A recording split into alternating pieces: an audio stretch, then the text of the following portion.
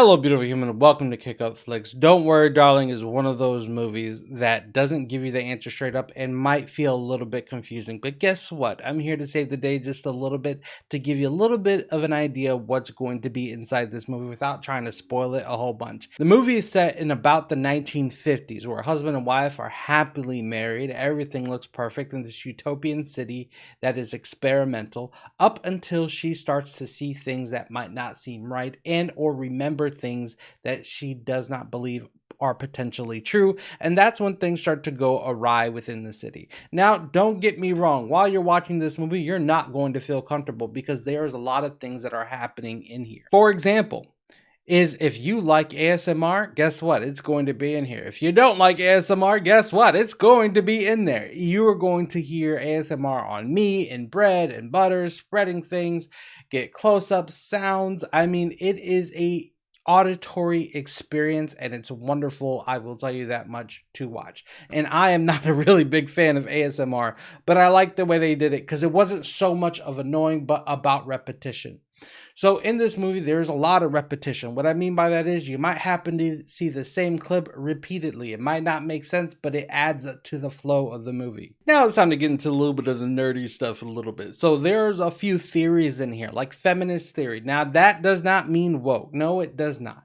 Feminist theory has been around since 1975 by Laura Mulvey, called the visual pleasure and narrative cinema that focuses on the male gaze, which objectifies and sexualizes female characters. And that's exactly what you see within this movie. Quite literally, they sexualize women in very specific ways when a man just kind of, in a way, just takes what he wants without the woman really giving the truthful answer of what she really wants to do. And you'll see that a couple times within the movie. They don't really show anything, which is great. It's just what happens in the movie.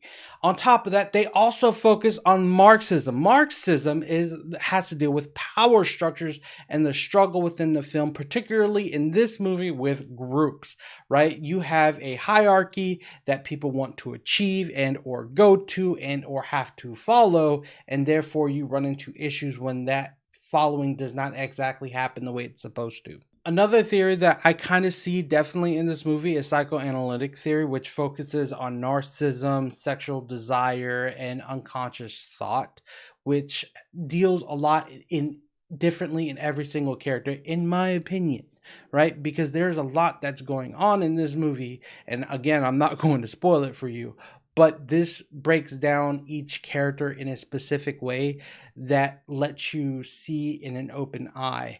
And another thing that they kind of bring into this movie is called like window and frame, right? So pretty much it's like how you are looking into this world, like entering into this world and being a part of it, because you have no choice but to be a part of it because of the sound design, because of the music that you would hear and or maybe forget that it's actually playing, or maybe the sound that the character hears through listening through something and being a part of this world, being, no, I couldn't do this world. If you find yourself saying, no, I can't, I couldn't stay in that city, that means at some point in time you are experiencing that world in like a real life scenario, thinking, can I actually be put into this world? Which is very interesting. And trust me, this movie does have some twists and turns that you might not be expecting 100% up until you get to about the end. And then last but not least, they have the eye, which is the look and gaze of the movie, which normally has to deal with the camera being the eye, looking up into this world or creating this world that it looks into, and therefore the person is doing kind of like the same thing. Either way, that is kind of the fun aspect of, you know, this whole entire movie, that there's so much to it. And the bad part is that sometimes people keep saying that it's woke. Like I had posted a video on TikTok about it, and that's something that someone made. It's like, oh, it's just wokeness. It's not wokeness. You know, feminism has been around since 1975 as far as theories are concerned. So that's exactly what they're adding into it. It has been around since theater, and that's also another thing that they added into this, which is alternative or experimental theater, which it's, trust me, without words, sometimes theater can be really uncomfortable, especially depending on the angle, the color, their dress, the hair, costume. Everything kind of matters. They could be the most beautiful thing, but depending on how they move, it could be creepy as hell. But what I love about this movie above everything else is that it's a brain teaser. It makes you constantly think. It doesn't give you the answer straight up. You wonder who you're fighting for and if this person's going to survive or make it. It's suspenseful. It's definitely a type of thriller that makes you wonder, could this ever be a reality? And you would hope it never does become a reality, because that is truly terrifying.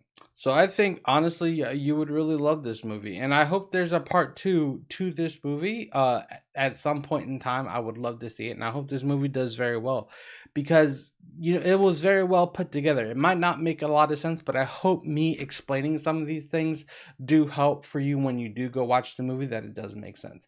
If it did, let me know down in the comments. Don't forget to subscribe, hit that like button, bell notification, and of course, most importantly, don't forget to kick up and not down. I'll see you the next time I post. Peace.